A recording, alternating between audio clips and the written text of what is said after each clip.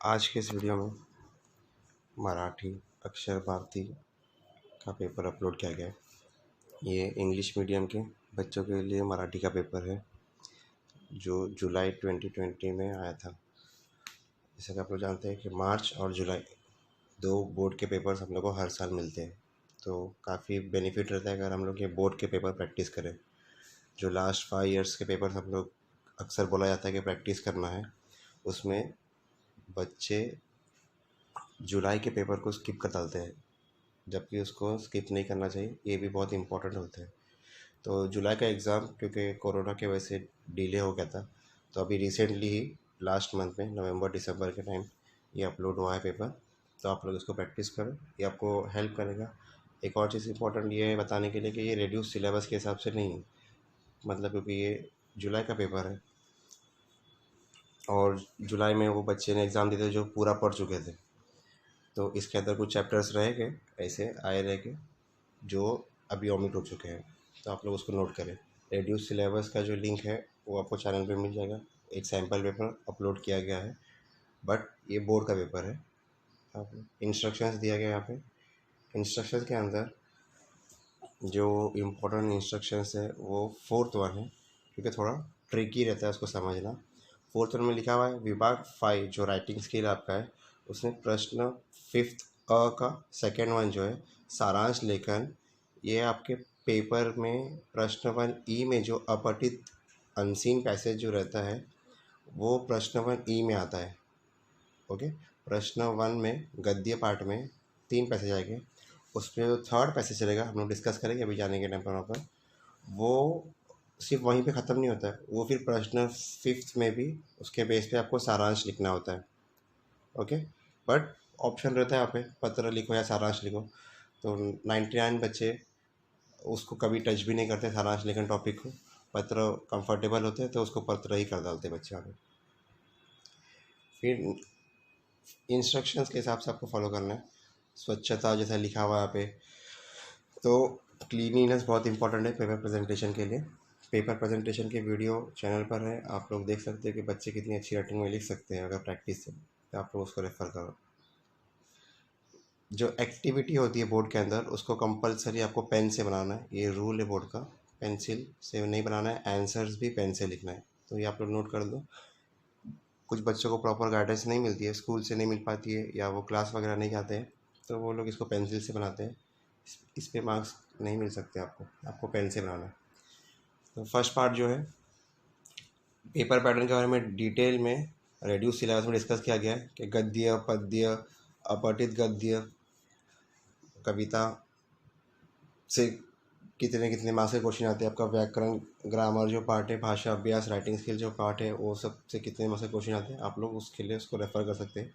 यहाँ पे से ही आप लोग को पेपर डिस्कस करना है। तो पहला क्वेश्चन हमेशा पैसेज के ऊपर होता है, तो आपको ध्यान देना है कि बच्चे कभी कभी ये स्किप कर डालते हैं। पैसेज के ऊपर है फर्स्ट क्वेश्चन, फिर पैसेज रीड करेंगे। और पैसेज आप लोग देखो एग्ज़ाम के अंदर जो रूल है 120 वर्ड्स का, जो 80 to 120 वर्ड्स ऐसा रूल है, तो इतना छोटा ही पैसेज आपको हमेशा आएगा। स्कूल में आप लोग एग्ज़ाम देते हो या क्लासेस में आप लोग अगर एग्ज़ाम देते हो, तो वहाँ पे कभी कभार ये रूल फॉलो नहीं होता, आपको बहुत बड़ा पैसेज आ जाता है। ऐसा नहीं है, जितना पैसेज आपको यहाँ पे दिख रहा है उतना ही पैसेज का रूल है बोर्ड में, तो उतना ही पैसेज आपको आता भी है। तो इसी के हिसाब से आपको तैयारी करना है। फिर नेक्स्ट यहाँ पे लिखा हुआ है कौन थे लिया, नेक्स्ट स्वमत। ओके, तो पहला जो पैसेज था वो 7 मार्क्स के लिया, 2 + 2 + 3। तो पर्सनल रेस्पॉन्स के लिए अगर 3 मार्क्स है तो उसको इम्पोर्टेंस देना चाहिए अपने को। तो स्वमत में आप लोग को एटलीस्ट उस चैप्टर के बारे में कुछ कंटेंट नॉलेज होना चाहिए। अगर पूरे साल में आप लोग चैप्टर रीड किए हो कभी, तो आप लोग खुद कुछ ना कुछ खुद से लिख पाओगे, और लिखना भी चाहिए। मार्क्स स्वमत में आपको मिल सकते हैं अगर कुछ अटेम्प्ट किया तो। सेकेंड वन में भी पैसेज के पहले देखो यहाँ पर आप लोग 2 क्वेश्चन दिया हुआ है, तो उसको आपको अटेम्प्ट करना है। उसके बाद में नेक्स्ट पेज पे और 2 क्वेश्चन एक्टिविटी टाइप है, उसको अटेम्प्ट करना है। पैसेज रीड करेंगे आप लोग।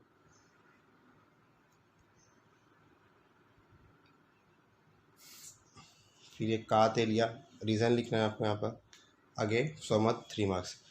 तो दोनों सीन पैसेज के अंदर 6 मार्क्स का पर्सनल रेस्पॉन्स आपको आ रहा है, तो इसको भी आप लोग एज ए ब्रीफ समझ के, एज अ ब्रीफ समझ के आपको याद करके रखना है। ओके, सो मत कर। नेक्स्ट है अपठित गद्य, जिसके बारे में हमने डिस्कस किया था कि हम लोग उसको थोड़ा डिटेल में देखेंगे। तो सारांश लेखन जो ऊपर हमने डिस्कस किए कि वो प्रश्न 1 के बेस पे होता है। तो यहाँ पे सिर्फ 2 मार्क्स का नहीं, 4 मार्क्स के लिए नहीं आता है अनसीन पैसेज, सारांश लेखन भी इसमें इंक्लूडेड है जो प्रश्न 5 में आता है। सारांश का मतलब क्या, हम लोग डिटेल में वहाँ नीचे पढ़ेंगे राइटिंग स्किल वाले पार्ट में। ओके, तो यहाँ पे 2 क्वेश्चन रहेंगे सिंपल से, और इसमें पर्सनल रेस्पॉन्स नहीं आएगा क्योंकि ये अनसीन है, टेक्सचुअल नहीं है, तो इसके आंसर्स आपको बहुत इजीली मिल जाएंगे। ओके, नेक्स्ट पद्य आपका पोएम वाला पार्ट। तो यहाँ पे 4 क्वेश्चन से हाफ मार्क्स के सिंपल से पोएम से आपको उसके आंसर्स मिल जाएंगे। सेकेंड वन में आकृति पूर्ण करा, अगेन सिंपल सी एक्टिविटी है, आपको ये पोएम रीड करना है अच्छे से। पेपर का आप लोग स्क्रीनशॉट ले लेके सॉल्व कर सकते हैं या पॉज करके सॉल्व कर सकते हो। प्रस्तुत कवितेतील खालील शब्दांचे अर्थ लिया। तो समानार्थी विरुद्धार्थी का इम्पोर्टेंस बहुत ज़्यादा है, आपको उसको अच्छे से पढ़ना है। लास्ट में अगेन यहाँ पे पर्सनल रेस्पॉन्स है। तो पर्सनल रेस्पॉन्स का जो ये क्वेश्चन है कविता वाले पार्ट का, इसको हम लोग नेक्स्ट वीडियो में डिस्कस करेंगे कि आपको वो कंटेंट जो है कहाँ से पढ़ना है। ओके, नेक्स्ट जो इम्पोर्टेंट पार्ट है वो एप्रिसिएशन वाला पार्ट है, जो इंग्लिश में आपको अच्छे से आता है बट मराठी में बच्चे इसको इतना अच्छे से प्रैक्टिस नहीं करते। तो यहाँ पे ऑप्शन भी रहता है, 2 कविता में से कोई एक कविता पे आपको एप्रिसिएशन लिखना होता है, मतलब उस कविता का डिटेल। तो ये 8 मार्क्स के लिए रहता है। ओके, तो इसको आपको अच्छे से करना है। तो इसमें क्या क्या दिया रहेगा, प्रस्तुत कविता कवि व कवियत्री, इसका लेखक कौन है या राइटर कौन है, और ये चीज़ इंग्लिश के अंदर भी रहता है title and poet name, but English के अंदर वो चीज़ पूरा कविता दी होती है, पोएम दिया होता है, तो उस 1 मार्क्स आपको वहाँ से डायरेक्ट मिल जाता है, बट यहाँ पे आपको ये चीज़ याद करना है। ओके, नेक्स्ट प्रस्तुत कवितेचा विषय, तो बहुत शॉर्ट फॉर्म में इसका विषय लिखना रहेगा आपको, कि अगर वो नेचर के ऊपर है तो यहाँ पे निसर्ग के बारे में बोला गया, इस तरह से आपको लिखना रहेगा। प्रस्तुत कवितेतून मिलनारा संदेश, अब हर कविता से कुछ ना कुछ अच्छा संदेश ही मिलता है, तो उसके हिसाब से आपको लिखना है वहाँ पर। प्रस्तुत कविता आवडण्याचे व ना आवडण्याचे कारण, अब इसके अंदर तो कोई बच्चा ना आवड़ते ऐसे तो लिखेगा ही नहीं, तो आपको अगर आवड़ने लिखना है तो थोड़ा सा उसको कारण एक्सप्लेन करना रहेगा, ये 2 मार्क्स का है। और प्रस्तुत कवितेतल्या दिलेल्या शब्दांचे अर्थ लिया, तो देखो यहाँ पे 2 2 2 6 7 8। इसके अलावा यहाँ पर एक क्वेश्चन और है जो कभी कभार पूछता है, वो है कि उसका ओली का अर्थ, 2 लाइन दिया रहेगा और उसका अर्थ आपको लिखना है, या फिर पूरे कविता में से कोई भी 2 लाइन का अर्थ लिखना है, ऐसा ही बोला जा सकता है। तो ये किंवा लिखा हुआ है, तो अगर आप रंग उदय से अटेम्प्ट करते हो तो आपको जो फर्स्ट कॉलम है लेफ्ट साइड में सृष्टि वृष्टि दौलत रुष्टि, उसको अटेम्प्ट करना है। और अगर आप दूसरा करते हो हिरवागार झाड़ासारखा, तो उसमें आपको नेक्स्ट जो पार्ट है बाहु मुसाफिर वस्त्र मुखाट, वो चीज़ को अटेम्प्ट करना है। ओके, दोनों में से कोई एक आप लोग अटेम्प्ट करेंगे। तो कविता का जो पार्ट है वो 8 + 8 16 मार्क्स का जो पार्ट है, वो हम लोग नेक्स्ट वीडियो में उसको डिस्कस करेंगे कि कितने ईजीली हम लोग वो 16 मार्क्स स्कोर कर सकते हैं। ओके, नेक्स्ट थर्ड पार्ट स्थूल वाचन। यहाँ पे जैसे हम लोगों ने डिस्कस किया था, स्वमत जो था पैसेज में वो 3 मार्क्स का था, तो 6 मार्क्स वहाँ हो गया था। पर्सनल रिस्पांस, इंग्लिश के अंदर बच्चे पर्सनल रिस्पांस लिख पाते हैं, बट मराठी के अंदर उसको याद करके अगर जाओगे आप लोग तो ही आप लोग उसको प्रॉपर अटेम्प्ट कर पाओगे। तो वो 6 मार्क्स और ये 6 मार्क्स, इस तरह से आप अगर नोट कर लोगे तो 12 मार्क्स का आपको ब्रीफ पढ़ना है, 12 मार्क्स का आपको ब्रीफ पढ़ना है। ओके, तो यहाँ पे 3 दिया है, कोई 2 इसमें से आपको सॉल्व करना है। स्थूल भाषण टॉपिक के अंदर से ये क्वेश्चन आएंगे, उसके हिसाब से उसको करना रहता है। नेक्स्ट बहुत इजी टॉपिक जो है फुल स्कोरिंग टॉपिक है मराठी का, क्योंकि मराठी आपकी सेकेंड या थर्ड लैंग्वेज होती है, तो ग्रामर जो है इतना टफ नहीं रहता है, इजी ग्रामर रहता है। और यहाँ पे आप लोग ये फुल मार्क्स जो ग्रामर के इसको कवर कर सकते हैं प्रैक्टिस के साथ में। आप लोग कमेंट में मेंशन करो आपको ग्रामर में अगर प्रॉब्लम है, तो हम लोग एक वीडियो डिटेल में ग्रामर का करेंगे, ताकि बच्चे के जो ग्रामर के मार्क्स है वो उसके हाथ में ही रहे।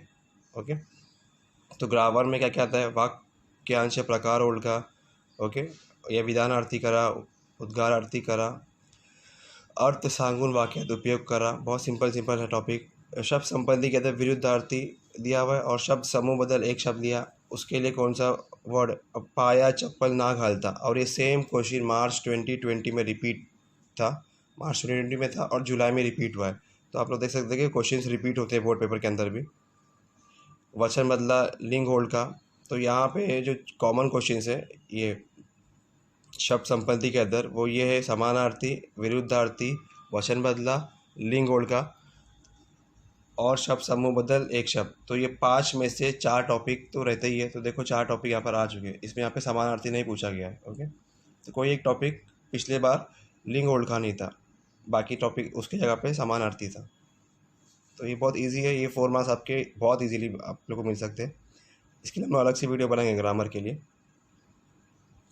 एक्सपर्ट टीचर के साथ में मिलके हम लोग ग्रामर का अलग से वीडियो बनाएंगे। ओके, फिर यहाँ पे करेक्ट वर्ड लिखना है, ये आपको हिंदी में भी आता है कि सही स्पेलिंग इसमें से चुन के लिखना है। विराम चिन्ह का नाम बताना है बस। तो इसको क्या बोलते हैं, इन्वर्ट कॉमा को क्या बोलते हैं, एक्सक्लेमेटरी मार्क को क्या बोलते हैं, कॉमा को या प्रश्न चिन्ह सॉरी क्वेश्चन मार्क को क्या बोलते हैं, मैंने आंसर भी बता दिया आप लोगों को। ओके, तो इसके हिसाब से आपको इसको सॉल्व करना है। नेक्स्ट लास्ट पार्ट जो है उपयोजित लेखन। मराठी का पेपर में ऐसा होता है मैक्सिमम बच्चे इतना टेंशन ले लेते हैं कि इस पार्ट तक प्रॉपर पहुंच भी नहीं पाते और पेपर छूट गया बोलते हैं। हालांकि ऊपर का पार्ट भी वो कम्प्लीटली लिख नहीं पाते। और इसका अगर ट्रिक से आप लोग तैयारी करोगे, देखो मैं वापस में डिस्कस कर रहा हूँ, इसकी अगर आप लोग ट्रिक से या स्ट्रेटेजी बना के तैयारी करोगे तो बहुत आसानी से हम लोग इसको पार्ट को कवर कर सकते हैं लिमिटेड कंटेंट पढ़ के। ऐसा नहीं कि आपको 10 पत्र पढ़ के जाना है और फिर जाके आप लोग वहाँ पे लिखना, नहीं।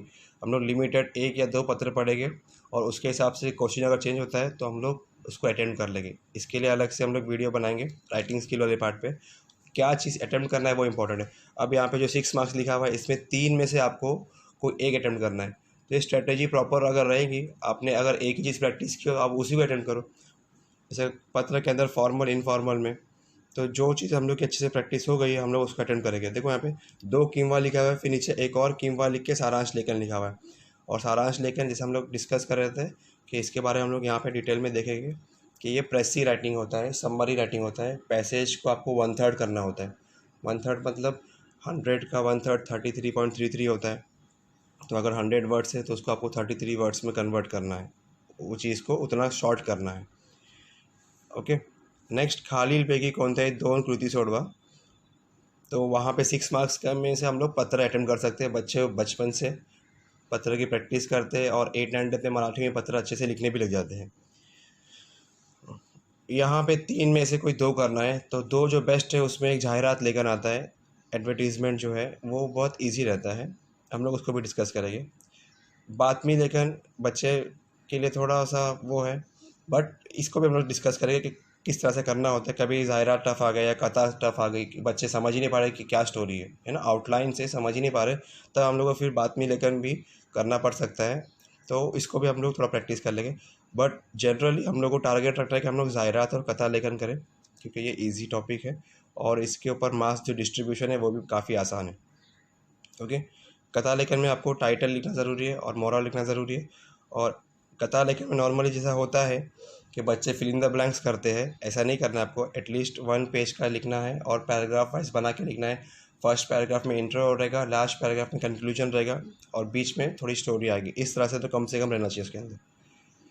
ओके, तो ये आपका 5 मार्क्स के 2 क्वेश्चन आपको अटेम्प्ट करना है, ये 3 में से, जाहिरात, बातमी लेखन और कथा लेखन में से। नेक्स्ट लास्ट पार्ट जो आपका 8 मार्क्स का है वो कंपोजिशन, आप लोग उसको बोलो, ऐसे बोलो, निबंध बोलो, उसको आपको 8 मार्क्स के लिए जो सब में बड़ा वेटेज जो आप लोग का है 8 मार्क्स का, वो था वहाँ पर पोएम का जो पार्ट था उसमें एप्रिसिएशन लिखना, वो 8 मार्क्स के लिए था। और यहाँ पे ये 8 मार्क्स के लिए। इसकी भी बहुत सिंपल सी स्ट्रैटेजी है, हम लोग सिर्फ इसमें से एक क्वेश्चन प्रैक्टिस कर सकते हैं, उसको एकदम अच्छे से प्रैक्टिस करेंगे और अगर थोड़ा सा क्वेश्चन चेंज होता है तब भी हम लोग उसको अटेम्प्ट कर सकते हैं। वो हम लोग राइटिंग स्किल वाले पार्ट में देखेंगे जब इंशाल्लाह उसका वीडियो अपलोड होगा। ओके, तो प्रसंग लेखन के अंदर इस यहाँ पे 3 चीज़ है, प्रसंग लेखन, आत्मकथन और वैचारिक।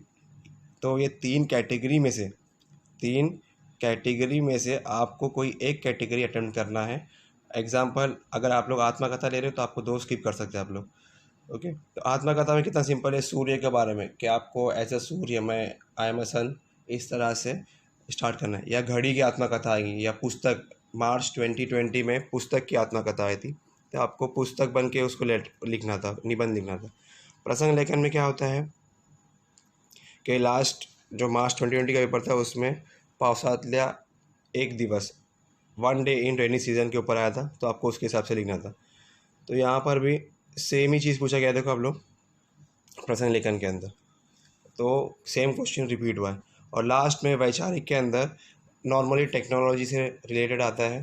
लास्ट ईयर शायद कंप्यूटर का आया था, संगणक का आया था, उसके फ़ायदे और थोटे, मतलब यूज़, मिसयूज़ और फ़ायदा नुकसान, वो सब उसमें डिस्कस करना था।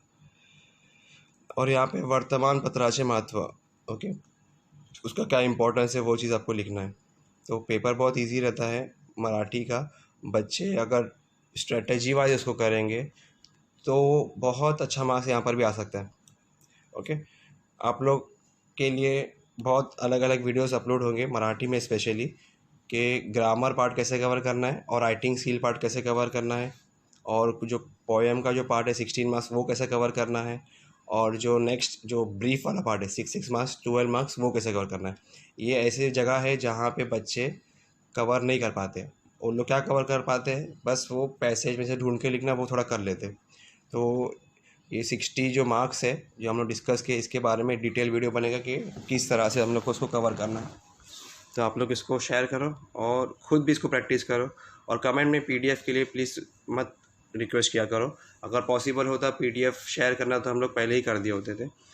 अगर कोई बच्चा स्टडी करना चाहता है तो वो बिना पीडीएफ के भी स्टडी कर सकता है। ओके, नेक्स्ट वीडियो हिंदी और इंग्लिश पेपर अपलोड होगा जुलाई 2020 का।